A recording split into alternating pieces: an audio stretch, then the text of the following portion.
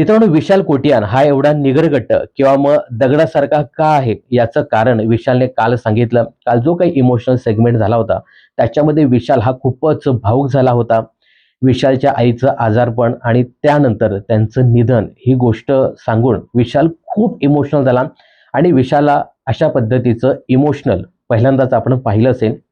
आईला कॅन्सर झाला त्यानंतर आईच्या सेवेसाठी विशालने शाळा देखील सोडली. आजारपणात असलेल्या व्यक्तीसाठी जे जे करावं ते सगळं विशालने केलं. म्हणजे आईला अंघोळ घातली, तिला खाऊ पिऊ घातलं, आईचे कपडे बदलले. म्हणजे जे काही करता येईल ते विशालने केलं. आईचं दुःख आणि आईला अशा प्रकारे रोज मरताना तो पाहत होता. जवळपास 9 महिने आईने हे सगळं सहन केलं आणि हे सगळं त्याच्या डोळ्यासमोर घडत होतं. आईला मरताना तो रोज पाहत होता. त्यामुळे त्याने आपल्या मनाला एवढं घट्ट केलं, त्यामुळे कदाचित तो दगडासारखा तयार झाला असावा, असं एकंदरीत त्याने सांगितलं.